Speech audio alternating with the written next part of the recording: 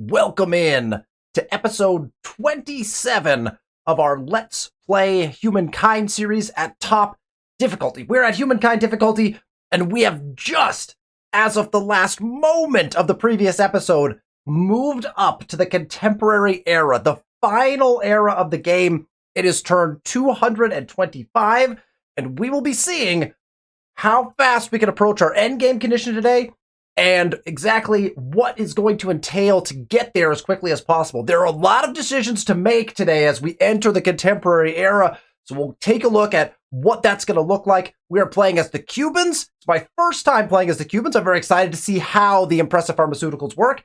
If you need to catch up on any of the previous episodes or find out how we got to where we are today, the link in the description below will take you to episode 1, and you can catch up on all of the action so far in this Let's Play series of Humankind at the highest difficulty rating. If you like the content, make sure you hit that thumbs up button and that you have subscribed to the channel with notifications on. We release these videos on Sundays. With that, let's jump in to the gameplay.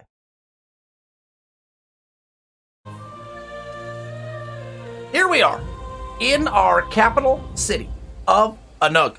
99 population strong. Again, I will reiterate that choosing the Mexicans in the industrial era has exploded our population as we have gone in through our haciendas, through the 10% food bonuses that the Mexicans have as their cultural bonus. It made our cities boom. It doesn't even matter that we are currently over population cap by more than 10. We have so much food in this particular city because there's some wonders going on as well. We have Angkor Wat here as well. So there are things happening that have made this city set up to do this. But we are just going off the charts food-wise in most of our cities. We're starting to see that catch up in a little bit of our places. And we worked really hard throughout the last part of the industrial era to really balance out our stability. We talked about how we hadn't really put a lot into stability as far as just the cultures that we were choosing. Now we've got some hospitals going in. They're long builds. I think we don't have all of them done yet. So hospitals still going in all of our cities. But just as a quick reminder, when we moved up to the Cubans, as we put in our Impresa Pharmaceuticas, we are going to want our cities to be in that settled status, which I believe is 90% or above on the stability kind of continuum. Because if we do, we get +5 industry per worker, +5 money per trader, and +5 science per researcher. And that is for each pharmaceutical we put in. That should stack in a completely ridiculous way if I'm not mistaken. So we'll see what that ends up looking like. Because if you think about our capital, I believe has 6 territories in it or something really big like that. If we stack 6, 1 per territory, we'd stack 6 pharmaceuticas in our capital. That's 6 times 5, which is, if my math serves me correct, 30. That would be 30 industry, money, science per worker on that respective thing. That's all of a sudden a really big number, because if you think of 30 FIMs per worker, we have 22 science workers. That's 22 times 30 in science on our capital alone, right? Same thing could be said of money, 30 times 11, 30 times 12, right? All of a sudden, those pharmaceuticals become very potent if your city's unsettled. The other bonus is, right, on those pharmaceuticas, +5 food per farmer on overpopulated. Again, per pharmaceutica, which you could put in per territory. So if you stack that up, now all of a sudden your overpopulation problems are less of a concern to you, and you're actually going to start solving them simply by putting in your pharmaceuticas as well. They count as just research quarters. They just like function as a research quarter. Obviously, you don't get the benefit of a slot here, so you don't get like an extra worker slot or anything like that. In addition to all of that, you're going to get +10 stability per pharmaceutica. So if you weren't in a settled state, you're going to get to a settled state by using the pharmaceutica. I'm really intrigued. I've never played it before. I'm really intrigued as to how powerful this is going to be as we start to get these in. How big are we going to see these FIMS numbers explode? And the benefit of this particular district, right, is it benefits all the FIMS. Most districts that you get benefit 2 FIMS at the most, right? Money and industry, or food and science, right? If you get a good one. And a lot of them only benefit 1. The impressive pharmaceuticas benefit all of them situationally, but for the most part, you'll be able to take advantage of that across the board. I think it's probably a really good district. We'll see how it plays out in our game. Let's run through. We just had moved up, so we still have all of our event kind of notifications here at the bottom. We'll run through those really quick. Collected some more intel. Attitude improved. Oh, improved to tyrannical. Great. So that's always nice when an attitude improves to tyrannical. And then there's grievances across the board and a crisis vote from Plosive. Let's check that. We have a crisis vote. What is our crisis? The crisis is Plosive declaring a crisis against Icarus, it looks like. Their demands: convert to Zoroastrianism, pay a bunch of money, and Icarus is also demanding the pay a bunch of money. I don't... Ooh, convert to Zoroastrian... these are my sworn enemies all game. Neither of these empires have been friendly towards me in any way, shape, or form.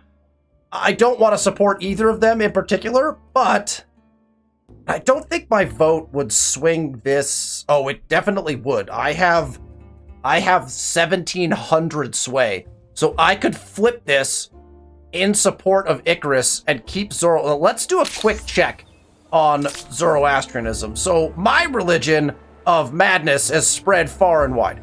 Zoroastrianism basically does not exist anymore. Who is following my state religion? State religion. Madness is the state religion of Kid Icarus. Kid Icarus has adopted our state religion. Zoroastrianism is only the state religion of Plosive, it looks like. Everyone else is still hanging on. But madness was adopted by Icarus. So I want to vote in Icarus's favor here so that he continues to have madness as his state religion. I feel like that's our play, right? Let's jump in and flip this on its head. We support Icarus. We flip the whole Congress over, and that therefore no one will be forced to convert to Zoroastrianism, and we keep pushing our religion in a big way because Icarus already has adopted that as a state religion. So that's, I think, what we want to do.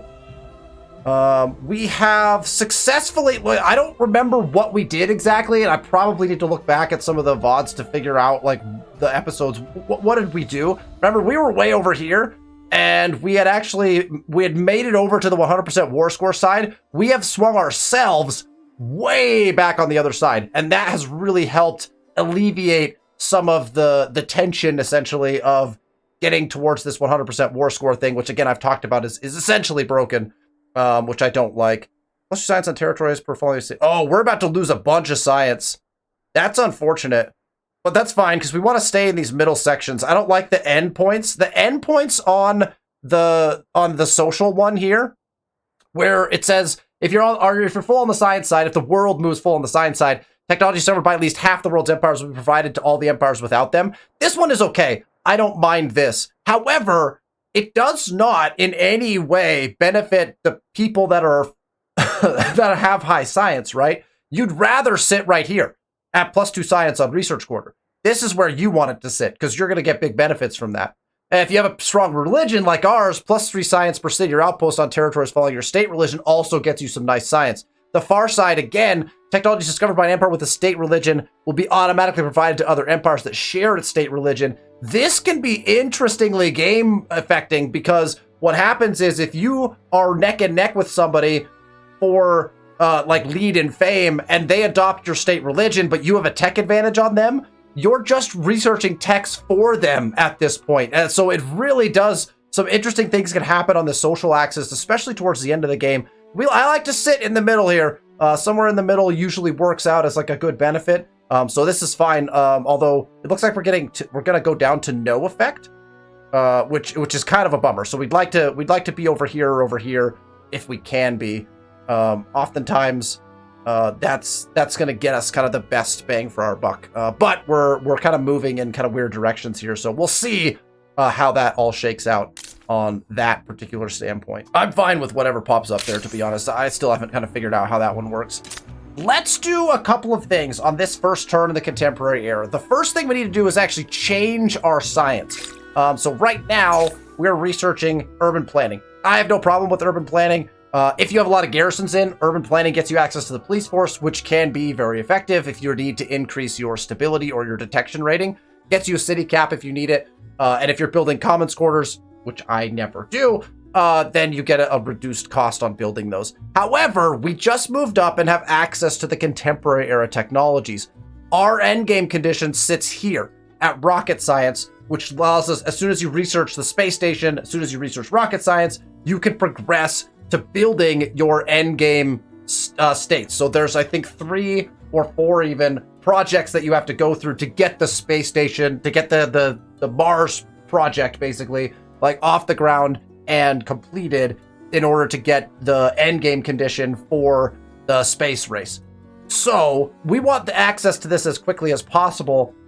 That also will trigger us needing to get access to things like aluminum, which I don't think we have access to yet, right? But we will, because we're going to come through aerial warfare to get to rocket science. And then we'll have to come down here and get access to uranium as well down on the bottom. So aluminum and uranium are required components to build some of the space station, space race things. So we're going to want to get those as well. But we want to get access to be able to start building them first. They're also worth fame. So if you need to catch up to somebody, it's also really key to go to rocket science quickly, because if you start getting those projects completed before people, you earn more fame on those projects being the first to complete them and such. And so you'll be able to have a little bit of a catch-up mechanism there as well. So we're just going to beeline to rocket science. Obviously, it's the 4th tech we're going to research. It's going to take us several turns, right? We've got 6 turns, and then 7 turns just to get there. So it's going to take us a little bit of time to get there, but that's going to be worth it to us as we kind of get rocking and rolling here. And we'll be trying to push our science number quite a bit as well, so that we can decrease that time as we're going through it. The other thing we want to look at, of course, is our wonders.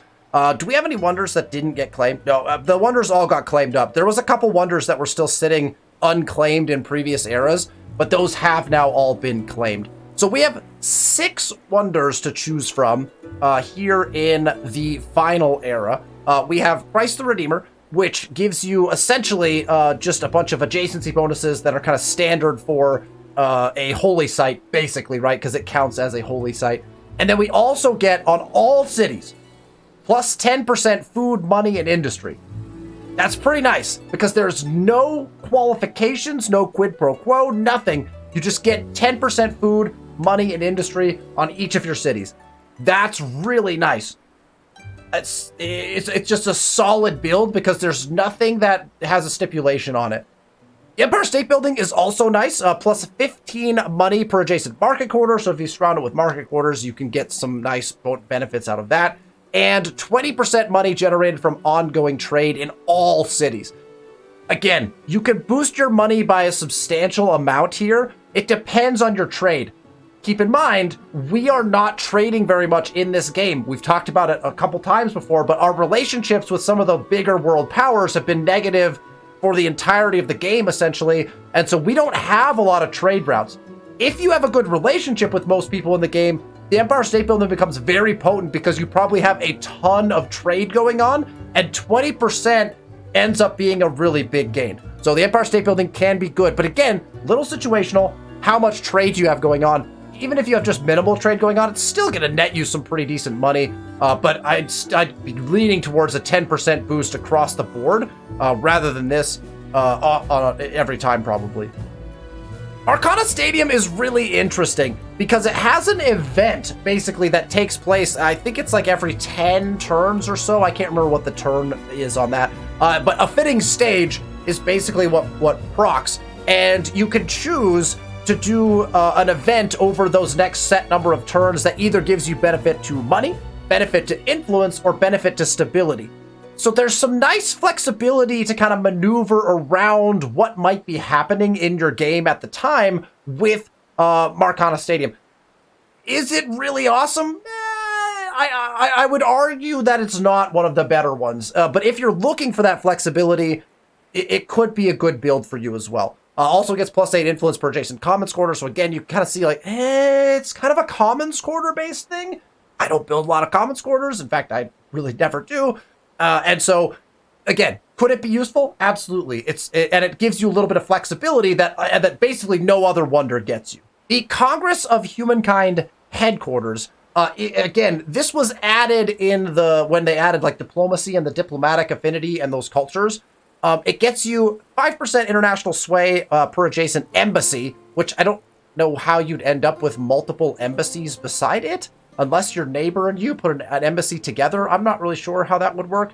So basically, it's just 5% international sway. You want to stick it next to your embassy. And 50% international sway on empire. So if you're looking to make an influence on those congresses in a big way, this could be useful. I never feel like it's really that critical to be able to do this. And you saw just how much international sway we already have when we swung that vote on the last one. So I'm just not sure how important the Congress of Humankind headquarters is. Maybe if you're going like full diplomacy the whole way and you wanted to kind of mess around with stuff in that way, just not sure it's going to help you win the game in any sort of way. Unless you were in some trouble on some of those, civics or something like that, and you needed to swing things one way or the other. Again, I'm just not sure about the value on that one. The Pentagon, another kind of interesting one. If you are going to war in the contemporary era, the Pentagon is probably your choice of wonders. Gets you extra bombardments on your bombard units, gets you extra fortifications if you're going to attack people, and more importantly, probably that minus 25% cost on bombard units, so you could build them quite a bit faster. Still seems like pretty...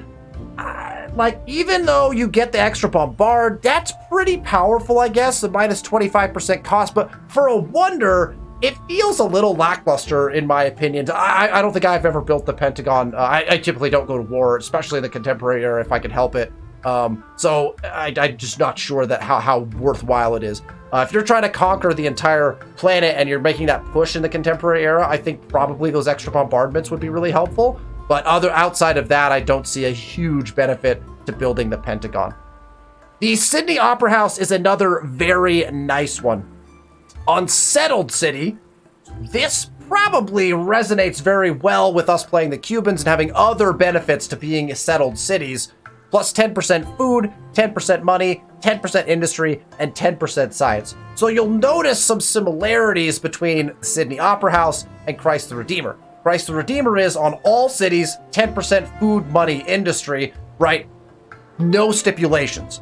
But it's only food, money, and industry. Sydney Opera House also gets you that 10% science, but it has to be on a settled city, right? So I would lean towards Sydney Opera House if your cities are more in the settled status, right? And so that's just something to think about as you're thinking about like what do we want to do. Now, I don't remember. Maybe you could confirm this in the comments for me. The Christ the Redeemer says on all cities. Sydney Opera House says on settled city. But I am relatively certain that Sydney Opera House applies empire-wide. It is all settled cities in your empire, I think. If that's not the case, Christ the Redeemer is substantially better because it's all cities and there's no stipulations, right? But if Sydney Opera House is every settled city in your empire, which I believe is how it actually works, again, correct me if I'm wrong, it makes Sydney Opera House kind of the choice, in my opinion, for what we're trying to do. Also, because it gives you that science bonus and we are in the contemporary era, I think personally that it's probably the best wonder in this era because it boosts your science. I'm just going to try to probably put it in our city that has the most science, just in case it only applies to one city. But we are going to claim this. It costs 20.3 thousand. We have claimed a lot of wonders, so it's very expensive. But as I've mentioned before, there's not a lot to spend influence on once you get to the contemporary era. Basically, it's just wonders and civics. That's all I can kind of think of that we'd be spending our influence on. We're generating quite a bit of it per turn, and we're basically only going to be claiming wonders with it. So we might as well start claiming and building wonders. We'll probably claim and try to build Sydney Opera House and Christ the Redeemer. I probably leave it at that. I'm not sure in this particular game we want to push for Empire State Building. We probably could if we wanted to. We'll try to see if we can grab the Opera House and Christ the Redeemer both, because you're talking about a 20% bonus basically on almost every FIMS across your empire if you get both of those, which is pretty intense. Again, Icarus has already moved up. He probably will also make a wonder claim. We'll have to see what direction he chooses to go. But it's nice that we have first choice here and can take the Sydney Opera House. All right, now that we have that, we have to decide if we're going to build it right away. We're going to keep our boats just hanging out. That's going to be kind of a theme as we just continue to have those boats hang out. Okay, so now we go to our cities, and we have our impressive pharmaceuticals available to us to put down. But the question is, do we just build the Opera House first before we start cranking on these? I like the idea of getting the impressive pharmaceuticals out as fast as possible because we want FIMS bonuses from them across the board, right? But are we going to get a better bonus by putting in the Sydney Opera House and getting that 10%? Probably that's the case. So really quickly, let's find out which of our cities has the highest science output. It's probably going to be our capital. Palatroputra has 883, 993 in Agra. Baral has 10,000. 1000, and then 1700 in the capital. So relatively certain. We're just going to go over to the capital. So Huatu actually is the place that is currently looking to build something. So we'll build it with them. We're just going to come into our capital and build it here. Now it also exploits tiles around it. I don't remember how this works anymore. It used to want to place it in like a nook like this. Would be a great place for it because it would exploit these tiles, but I'm not sure if it does that anymore, if it just exploits the tiles below it. But that nook, or this one's already exploited. This nook is not exploited yet, so it could be really nice. The other question is, does it actually only exploit the water tiles, or is it the other tiles? So I think we'll find the answer to that question relatively quickly here. It wants us to put it here. We get 99 food if we put it right here? Oh. It is exploiting tiles around it. Oh, but all of these are being fully exploited by the harbors that we have down. So it's exploiting the water tiles, not the land tiles now. Okay, so there used to be a thing where even the water-based wonders would only exploit tiles on the land, but I think they changed that actually several patches ago, to be honest. So we could get a ton of food again.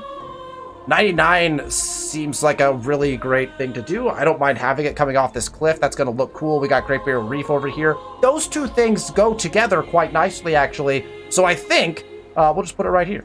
That sounds great. That's in our capital. That will take advantage of all of the boosts and stuff there. We don't want just Huatu building it, though. So let's take a look at what we're building in other places. Let's get the hospital in because we're going to start getting our pharmaceuticals in. We'll finish that. So 2 turns, and then we'll get the work on that. This hamlet does not have to go in necessarily, although they're getting close on food. Let's finish the hamlet and Agra as well before we build that. This hamlet has 1 turn, so we'll just make sure we're queued up to get into this. This nets us what? 99 science and then 36. So let's do this. We'll put the Opera House in after we get the curiosities in. This hospital has 1 turn. And everyone else is working it already. Okay, so we'll work it in within a couple turns. We'll be working all on it, and we'll see how fast it goes in at that point. Should be relatively quick.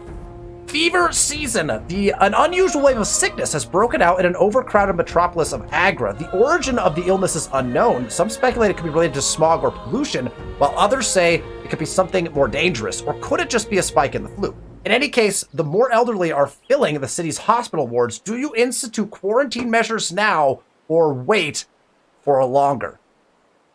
Maybe hits too close to home, but this, again, I love the events. Love the events in the game.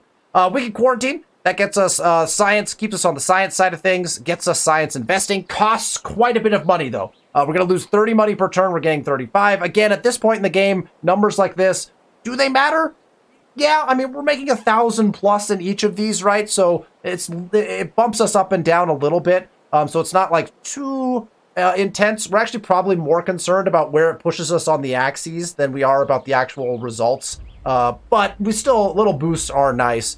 If we wait, we would be moving more towards this side of things. We don't really want that. I would love to see this move a little more. Like the fact that it only moves one off of side. Like, I don't know. I think there could be larger swings here to make your decisions feel just a little bit more impactful on some of these.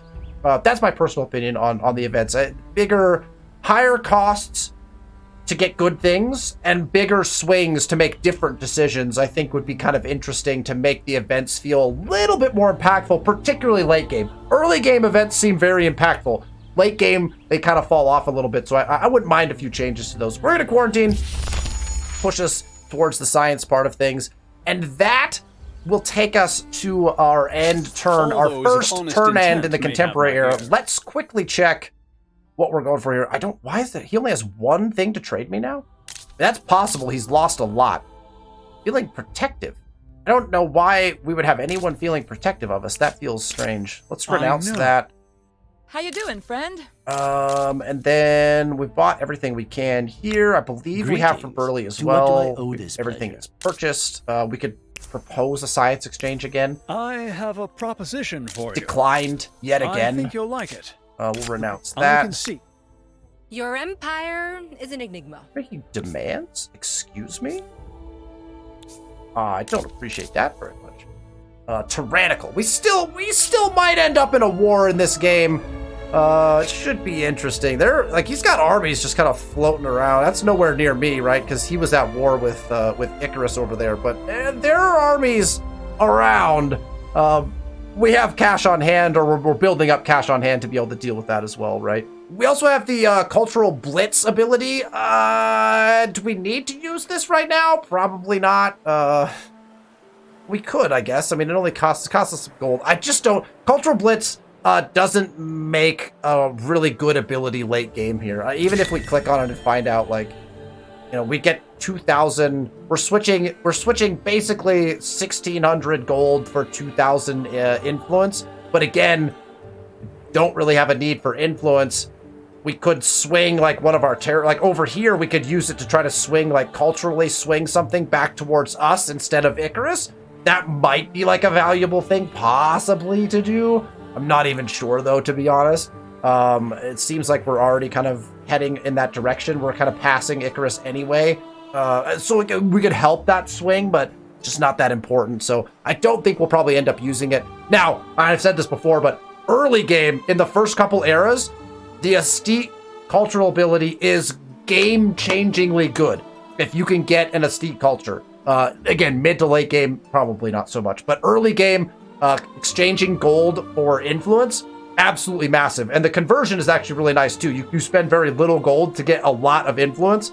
It's very, very valuable. Arguably the most valuable cultural affinity, cultural ability in early game. Okay.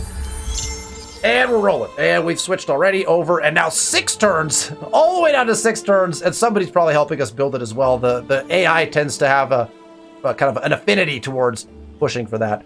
2 cities gaining population. Agra is now starving, so we'll have to go check on them. And we have an ally in need. We're probably not going to help them. Let's swing over to Agra. They have 70 population. 4 turns. A hamlet going in 2, so they'll be fine. We don't have to worry about them actually losing any population. Our boats are hanging out. We still have this. We got U-boats now in the water. So very powerful navies being presented by our opponents. We might want to start buffing up our guys a little bit. We don't... we could always do it when war is declared, but that could end up problematic for us.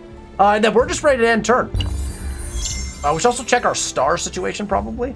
I do that right now. So what stars do we already have? We have a militarist star already, which is really good. I typically don't get a lot of militarist stars. That's from all those really huge naval battles that we were winning. It does become kind of interesting when you think about it from a strategy standpoint. When you have those, specifically Navy, in those kind of mid eras, you can garner a lot of stars if you upgrade your Navy, and you won't even have to go to war. because the ocean tiles are open tiles. You can, if you're in, you can skirmish freely in those tiles.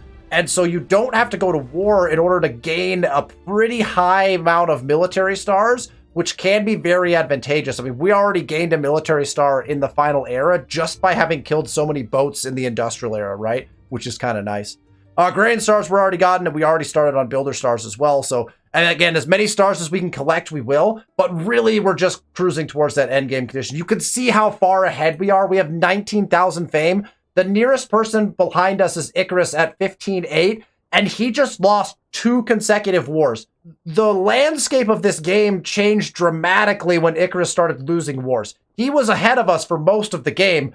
Then he got in fights with the AI that he couldn't win. Burley beat him, Plosif beat him, but the problem now is none of them can really catch us because they've been fighting amongst themselves and not fighting against me. Which has been highly advantageous across the course of the game, right? Now, could that change here? It could. It could change, and we could see kind of a change in the landscape of how I'm even playing the game as well.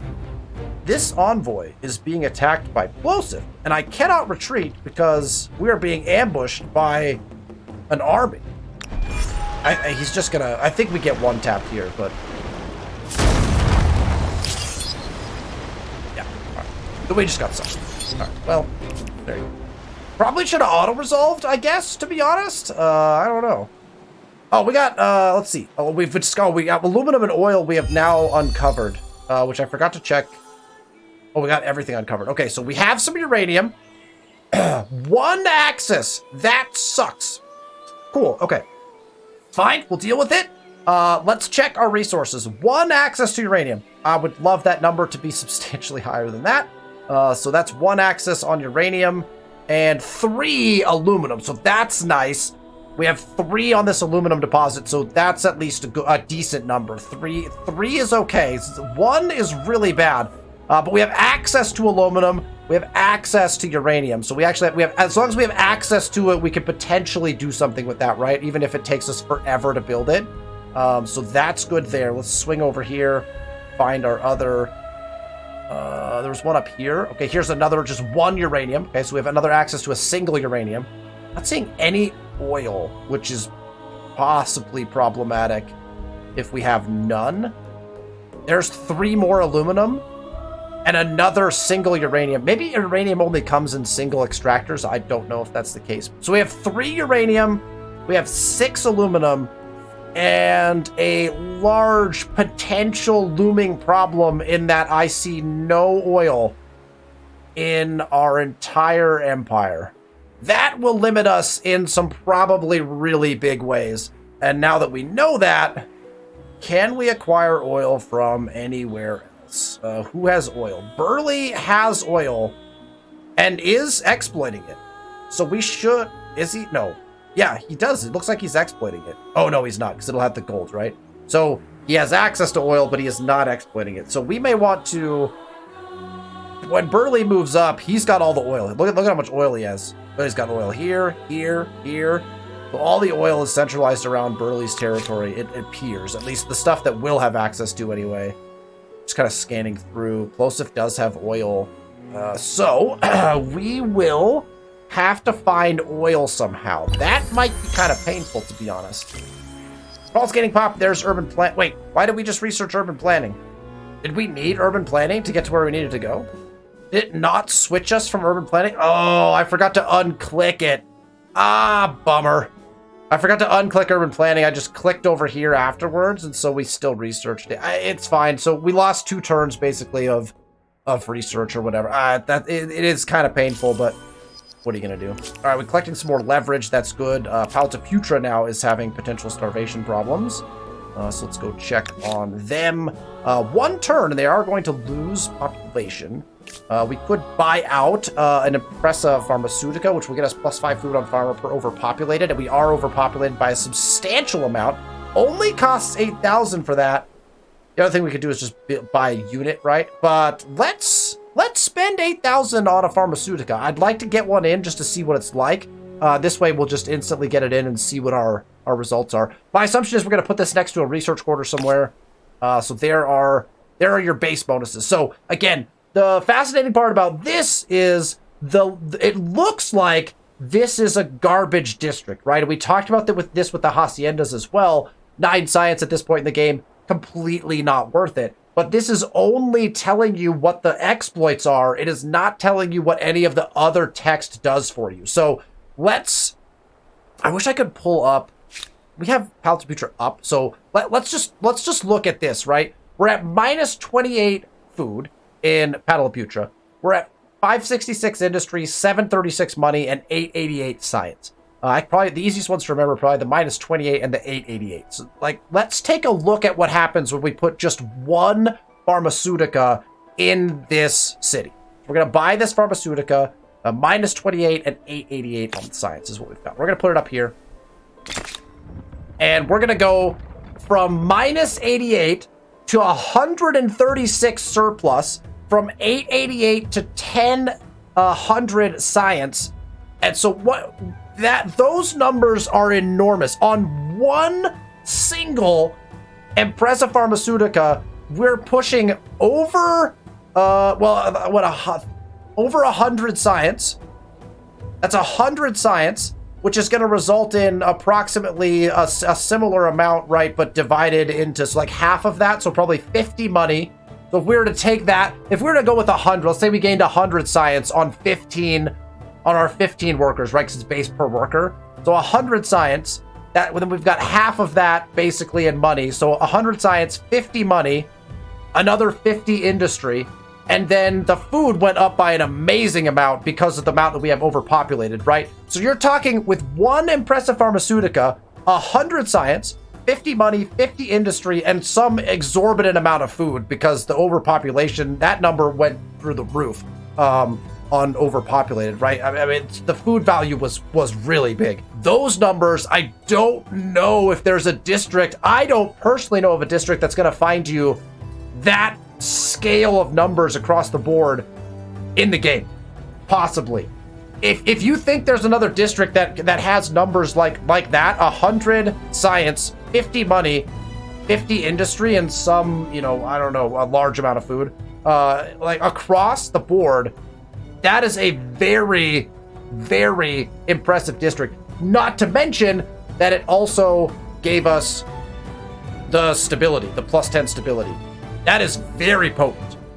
I am starting to think the Cubans are a very powerful play in this game. That alone, in a single Impressive Pharmaceutica, maybe even makes them worth building over Wonders. Why am I building Wonders when I could just be putting those in, Running Wild. The advent of urban planning, a scientific discipline dedicated to designing healthy, productive cities, draws attention to the Empire's young, their welfare, and their role in society. Children's rights, a new civic that we can enact. We do have plenty of influence to be able to do this. We go with child education, +1 researcher slot on city or outpost per research quarter. Obviously, that would be very beneficial to us. Or we can go with child employment, economic growth for the Empire's first responsibility for all citizens regardless of age. This will pull us away from our science, but does give us plus worker slot per maker's quarter. Here's the thing. We don't have a lot of maker's quarters down. We do have research quarters down because of the cultures that we picked. We actually picked several kind of, we have stupas. We have whatever the first one was, which I can't even remember the name of anymore, from when we were playing the Sumerians? What was our first culture again? Anyway, I think that we have enough research quarters down, and I think we'll be putting more research quarters down. So let's enact child education. Keeps us fully on the science side of things. The long-term strategy that will seems help to be us, smarter in my if it's built on lifting everyone up. So we can then move right along. 2 turns until the Sydney Opera House is finished. And then we can start getting in probably... Oh, and somebody helped us build it. The We actually get curves to of finish this it glorious right away. opera house Very are fast. even more impressive when you consider the fact that the plans were rescued from the trash can. It's so, little tidbits like that. It's always interesting. I can't remember how many times I've built that, and I still sometimes forget that I remember, that's a fact that they gave to me in the game of Humankind. There we go. Another victory on an ambush, which I just still can't. I haven't wrapped my mind around ambushes and why they constantly happen or why they should constantly happen. I'm not sure. We're going to go ahead and just continue our kind of grave... Oh, we cannot! Icarus goes and takes Christ the Redeemer, an incredibly smart play by the AI there, snagging the next best wonder. In case you were wondering, is the AI good in Humankind? The answer to that question is yes. I cannot talk enough about how the AI in Humankind is fantastically better than in almost any other 4X game that I've personally experienced. The AI makes interesting decisions. The AI plays really well, in my opinion. And because the AI is based off of the personas created by the people you're putting into the game from, if all of these people are friends or members of the Twitch community or something like that, right, that have given me their AI personas and we've put them into our games, it is amazing how well the AI reacts to different situations. Icarus, I know, has his profile set up to basically be a wonder builder. He wants to get high industry. He wants to claim wonders and build wonders. And again, it's not that the AI is like, okay, we'll just choose whatever wonder and build it. No, it picks the best wonder. I've had a lot of moments where I've just been like, oh man. Throughout my experience with Humankind, the AI constantly impresses me with how well they play. Now, do they need to have maybe, like, we're on Humankind difficulty and we're kind of destroying everybody at this point. We haven't even collected fame. Arguably, we'll just continue to increase our fame lead here, more than likely. This game played out really well for us. Again, like I was talking about in a geopolitical standpoint, we ended up finishing our war pretty early on. That it did hamper us, right? We were not in first place for a long time. But outside of that, once we kind of took over our continent, it was kind of easy to avoid war, which is not always the case. I've had games where that's definitely actually not the case. But could they use another, like, a Humankind difficulty plus? Maybe. We had a pretty good game rolling. We've done some good things. So now the question is, do we want to claim another wonder? I mean, arguably, yes. I guess we just claim the Empire State Building. We could claim Arcana to get like a little bit of extra, possible flexibility. I think the Empire State Building is going to be better for us. And we'll see how much money is available to us when we build it. The plus 20 money from ongoing trade, it seems interesting. So, let's go ahead and select it. We might as well. 24,000. We'll just claim it. I don't know if we're going to build it right away. In fact, I might not. Because I think I want to get at least a single pharmaceutica down in every city, because the impact of that single pharmaceutica on a city was absolutely massive. So I think we'll get everyone to build the pharmaceuticas first, at least one or two of them, before we kind of go from there. Location, again, is not really important for these pharmaceuticas. If it's around research quarters, that's great. So we don't have to be too picky about where we put them either, which is kind of nice, because at this point in the game, having to like figure out where you might want to min-max a placement of one of these is like, I don't really want to have to do that, right? So it's nice that we can just say like, okay, cool, where are our existing research quarters? Cool, we'll just put it there. That'll get us at least a little boost in our science. We don't have to care about it, too much really. So we'll just start kind of putting them down in cities wherever kind of the best option is to be able to place them. Is kind of just what we're going to do, right? Okay. Agra can also do that. We'll get a pharmaceutica down here. Again, this is fine. Technically speaking, we want a market quarter there. We're not going to build a market quarter, right? It's just not going to happen anymore at this point. We're not going to be building market quarters at all. We're going to focus on either getting our research quarters down, our pharmaceuticas down, or our maker's quarter down, because we don't need gold. We're making enough gold, and we're not going to use like a ton of gold in this. We need builds, we need science. So we can start taking up spaces that we may have been holding for market quarters just in case, and we'll start using them. This is obviously it's adjacent to a strategic, so it's good for research quarter anyway. So we'll go ahead and get that in. Actually, you know what I want to do is I want to look at our built pharmaceutica. I want to see what they look like. That's cool. So it's literally just like a lab that like just has kind of city buildings around it. I like that. I like the look of it. We've got several other cities that need to do it, and we're just going to be looking for what is the best spot to put it. That's on top of a ruin, so that works for us as well. And then Palta Putra also can, we just build another one, right? +9. That's next to us. Again, doesn't really matter. Anywhere we can surround it. This works pretty well because it's next to a resource that we could then build some more around. So we'll go in that direction. If we decide to build more research quarters, we could build them around that area, right? Urim Again, we're looking really nice in most of our cities, and we'll go ahead and place this down. There is a nice little 8-6 right next to our lovely Temple of Artemis, which helped us win an early war. If you remember back, the Temple of Artemis gave us that excellent bonus to our archers, our archer units, which our Semnyas were, and we were able to use that to cruise to victory in our Continental War, where we kicked off and destroyed, in fact, 100 games, 100 days. Off of our continent. The Temple of Artemis actually played a large role in that, picking kind of a more militarist wonder than I typically would. So always interesting to see how these games play out. Maltputra has now gained population, so they went from losing to gaining very quickly. A Naust was disrupted by foreign agents. Never love to see that. That is a worm in an apple, and I don't like it.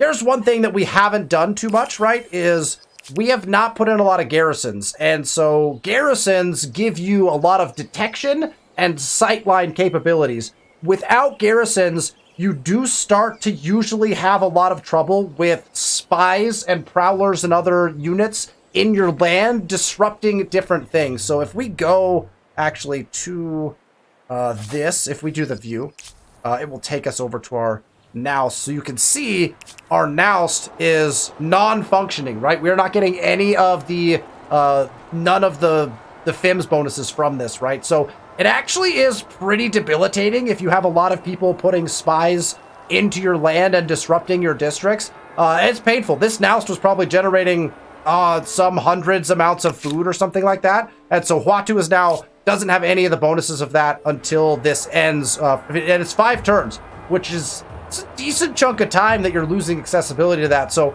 we probably could have put some more garrisons in to give us that ability to stop that from happening.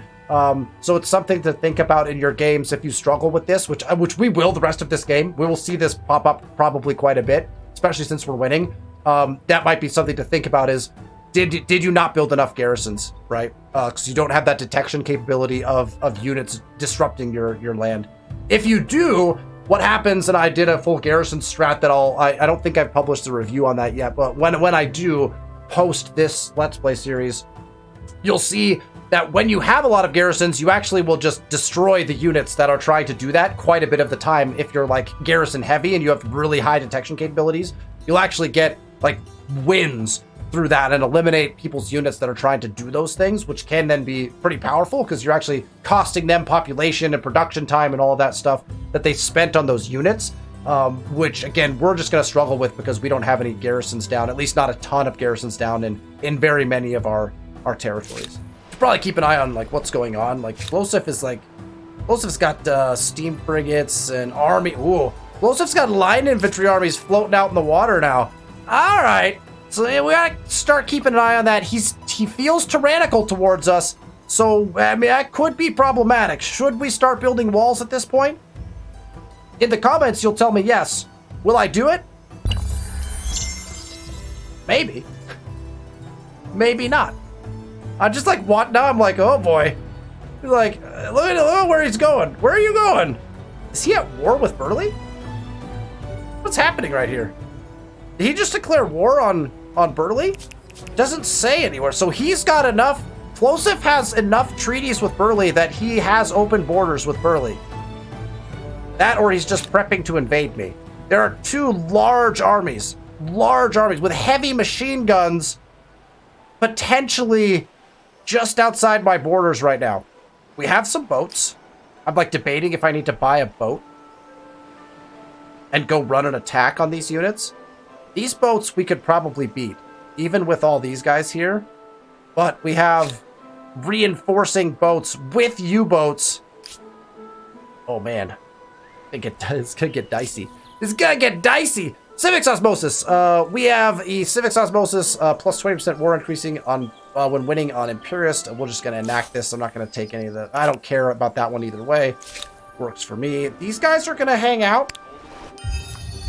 We may want to, what's the money to upgrade these now? We have to spend all our gold to upgrade these. I'm not concerned about over here right now. I almost want to save my gold to buy an army over here. I actually want to combine these guys together. This army is really nice. And in fact, if Plosif declared war on us, our response would probably be taking this army and just attacking him. Rather than coming back and defending our own land. We probably could let our land stand on its own. Now, we could debate getting to whatever the next tech upgrade is for these guys. Home Guard. We could increase our Home Guard by getting to Insurrection Theory. We could also get access to our unique unit, our Guerrilleros. Want to go with that? So we could do that. I'm interested in what are the texts for these guys. They're a gunner. They have stealth, so that's kind of nice. And guerrilla tactics. Apply a stability penalty when standing on a hostile city's territory. Oh, interesting. Interesting. Okay. So we could wreak some possible havoc if we go in this direction. Once we have access to rocket science, I may actually push for this. We're gonna go towards it anyway-ish with uranium. Like, we're gonna go to uranium first because we'll want access to it. But I think we want to get our home guard increased to these irregulars because we're gonna want the ability to defend our cities in some way, shape, or form. So okay. Again, maybe nothing happens. Maybe bad things happen. We'll figure that out as we go. Let's get more. I'm just gonna keep building pharmaceuticals. It's just making our cities like insane. It's a perfect spot for one, right? A gorgeous spot for one. We'll put it right there. We're gonna put arguably more research quarters around here eventually as well. Okay, I actually am like, I'm nervous enough about this that I'm like want to watch what's happening up here. Like at the end of turns now. Like what is happening here? We have planes, so we can throw some plane. There it is. Wow. All right. And a battle immediately. Okay. Very interesting. That will probably bring us to the end of our episode because this, I mean, we have the ability to win this fight just right off the bat. That might actually be a quick thing possibly, but the ongoing war is going to slow down our progression in a very real way. However, it will make for very interesting content. So we have some very fascinating things that will be coming up as we kind of progress here. What do we want to do here? We pick army wages or something like that. Plus stability on garrison. That doesn't particularly matter to me, that like everyone's going to vote for anyway. I mean, I guess we could try to choose something that would mess Plosif up possibly. We'll just vote on this. Here, everybody vote on this. I mean, again, I have ridiculous sway. So whatever I vote for goes. So we'll just vote on it. Fascinating turn of events. We are gonna. Oh man, I don't know. What are we gonna do with this? What are we gonna do with this army now? This army gets absolutely demolished. Oh, they don't actually. Wait. Okay, hold on. We can actually run this attack if we upgrade these guys. I'm gonna spend all my money on this. That's probably gonna be a bad play. That's a fight that we could now possibly take. Now that we have the steam frigates. Let's back these guys off to over here. Oops. Obviously back the whole navy off. And then maybe, because Plosif does have possible military actions over here, after Agra puts in this pharmaceutica, I like the possible idea of building a few boats. We don't have access to oil, and that may possibly doom us in a war. Because if he starts upgrading everything to stuff that requires oil, we have no capability of getting oil. Unless Burley gets his oil online, we have no oil capabilities. We could build more steam frigates, or we could build some ironclads. And I think what I'm going to do is actually build an ironclad, I think. A 5-turn build, so maybe not help us as much. But I think we want like one ironclad with this fleet. Let's put that in as our next build, and we'll put this as our destination, so it just gets added right into our fleet. Just so that we have some capabilities of doing some naval action. I also think that, like, this army right here is, like, very vulnerable to boats. But these guys are currently stuck in this fight, which is kind of a pain. So let's see what we want to do with them when we get there. These guys are just going to hang out in that spot. Watu is... I mean, we could start popping out military. Keep going with the pharmaceuticas. Just keep putting them down. The cities that are like under kind of pressure from plosive, we'll probably try to make sure we do that. But that's all right. And the fight is our last kind of piece of the puzzle. We have 2 fights going on. This is just a fight over here. Oh, we got to get our envoys out of his land. They're just going to start getting attacked constantly, right? This guy's going to die, and it's going to cost us in war score. Probably. Those guys are going to cost us a lot of war score throughout the cost of this. So My demands were reasonable. we're immediately going to start using our 165 leverage to placate every turn. So we'll be spending on placate every time now to try to placate away some of the war score. And then if we come down here, the final action of this particular episode is going to be this fight. Now, the question is, how many units are we going to lose in this fight? Because we come out and fight this, right? I don't think we put up with... I think we come out and fight this. We have the stronger overall fight right now, and they will only reinforce into this. So we're gonna sortie out. Wait, we have our military reinforcements we could bring in. Oh, we should upgrade this unit. So let's do that. We're gonna come out and fight. And then I think we're gonna instant resolve, because as you can see, we will win the instant resolve. If we don't instant resolve, here is my concern. He is going to reinforce heavily into this fight next turn. So even if we're gonna lose a bunch of our units, which is probable, we don't even take damage. Our boats all die. We lose a single boat. And then this halberdier unit. In an instant resolve.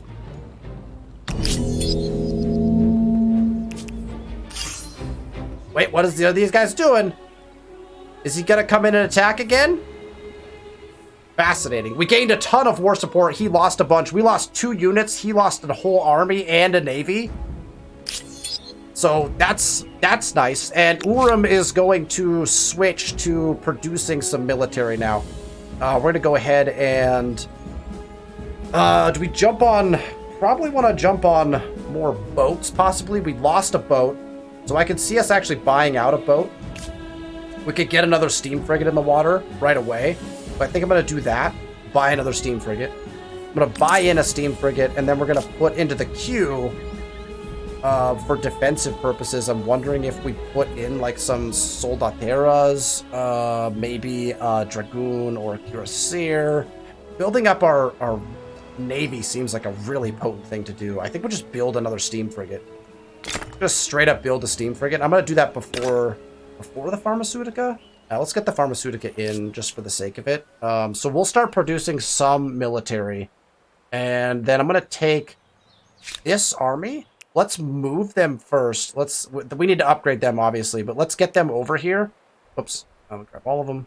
And next turn, we'll start spending on upgrades for these guys, so we at least have some military to speak of. Get those guys moving up. We'll start to improve them. We lost our halberdier here, so we want to at least bring in some military units. We can also build walls in this city.